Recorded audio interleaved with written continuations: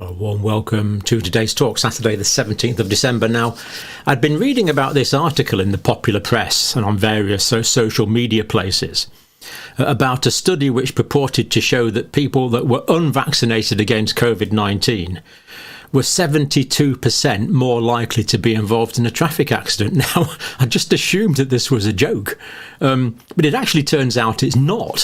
When I actually looked into it, it turns out that this is actually based on something that's purported to be a scientific paper.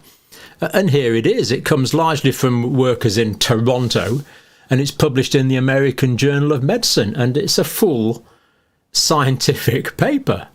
Absolutely quite incredible.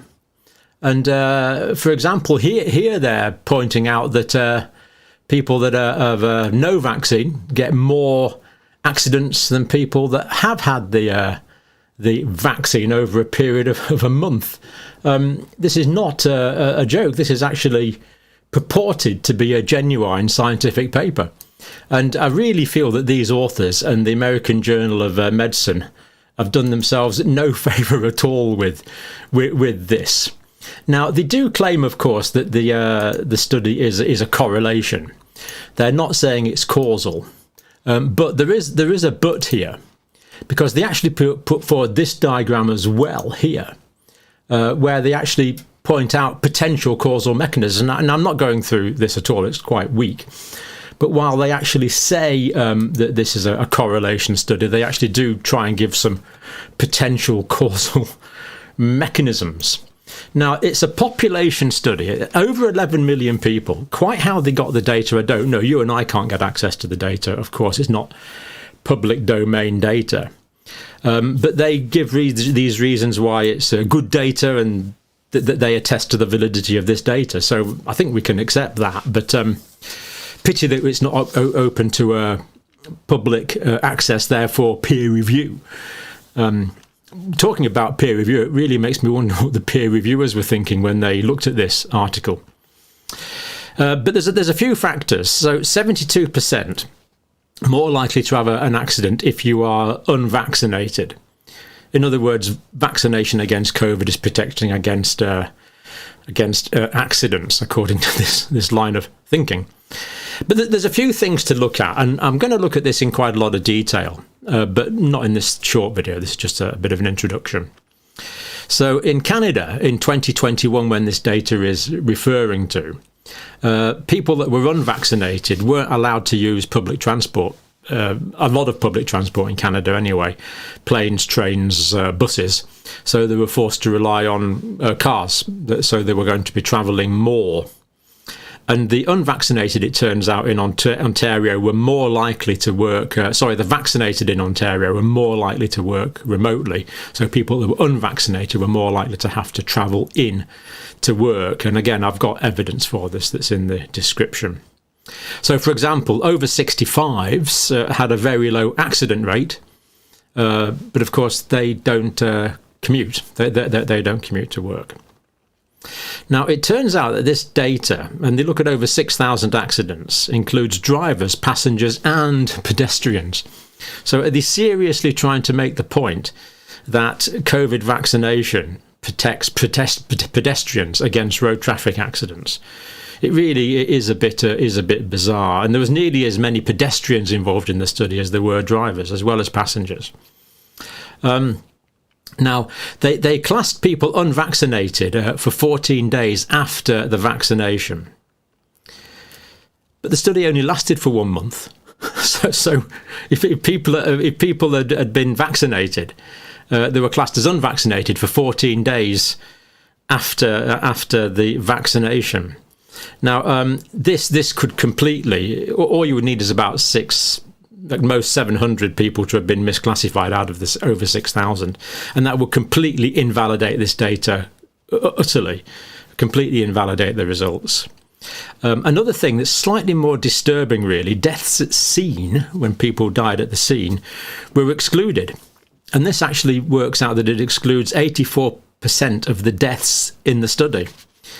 Now, some people might think it's a bit convenient that they excluded deaths at the scene, because sometimes the road traffic accident is caused by a medical emergency. So, for example, just say, for example, if a driver had myocarditis, for example, and that caused a spontaneous ventricular fibrillation, a cardiac arrest, then that will cause the accident. And the person would be dead at scene, that their body may well be traumatized, but the cause of death would actually have occurred before the accident because of the cardiac arrest.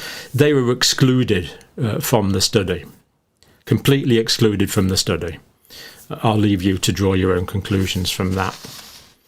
Now, under-vaccinated percentage in populations is usually underestimated. So unvaccinated is usually underestimated. Or people vaccinated are normally overestimated.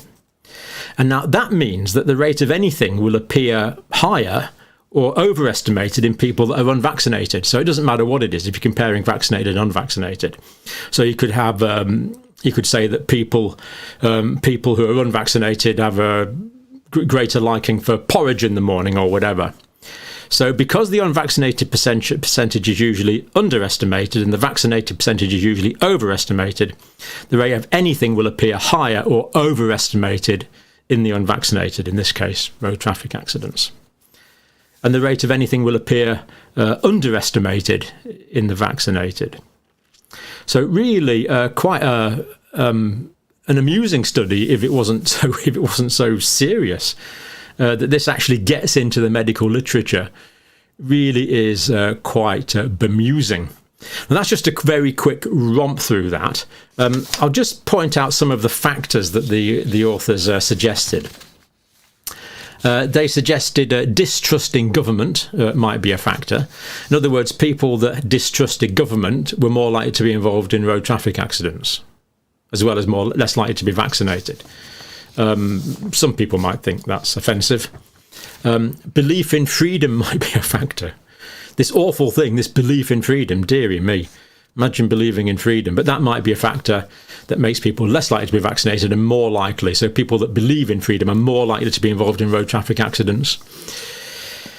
Okay, misconceptions of everyday risk that they are purporting as an idea. They don't talk about vaccine risk, they're talking about COVID risks, of course. People that have faith in natural protection are less likely to be vaccinated, according to their thinking, and more likely to be involved in a traffic accident. Faith in natural protection.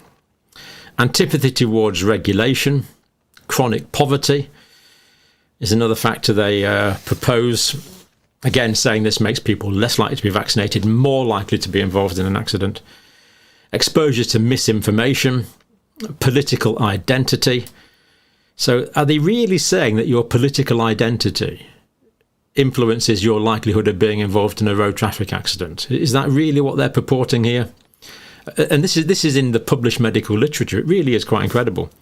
Negative past experience, limited health literacy. So all you stupid people out there who have got low health literacy, it appears that you're more likely to be involved in road traffic accidents because you don't realise that when 1.5 tons of metal hits your body, it can do some damage. It's just incredible that this has made the literature. Social networks, misgiving around public health guidelines. So people that have misgivings amongst public health guidelines really don't seem to think it's a problem to walk out in front of a car. Dear me. Primary care physicians who wish to help patients to avoid traffic accident statistics could take this opportunity, they say, to stress standard reminders such as wearing seatbelts, obeying speed limits and never drinking alcohol. So if you're going to drive, let me give you some advice. Wear a seatbelt, don't exceed the speed limit, and don't drink and drive. Groundbreaking stuff. Paramedics should be aware that unvaccinated patients are overrepresented in the aftermath of a traffic crash. So all these people that are unvaccinated are really big dangers to paramedics here, according to this thinking. And they actually talk about this affecting driver insurance policies in the future. So because of this groundbreaking research, we now realise that people that are unvaccinated against COVID-19 are more likely to have road traffic accidents. Therefore, we should increase their insurance premiums. Are they really saying this? Anyway, that's just a few things about that. I'm going to look at it in a bit more detail because I'm aware I haven't given my full level of evidence. I will be giving all the references for this, but I'm going to do that as a separate video because it is quite complicated, but there we go.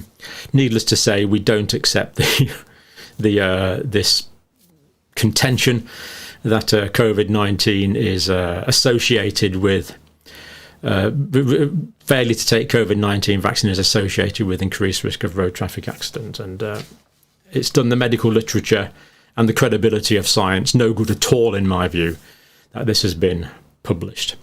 So we'll leave that there for now. I'm going to do this in detail straight away while it's all still fresh in my head. If you want to watch it, do check out the next video for all the detail. For now, thank you for watching.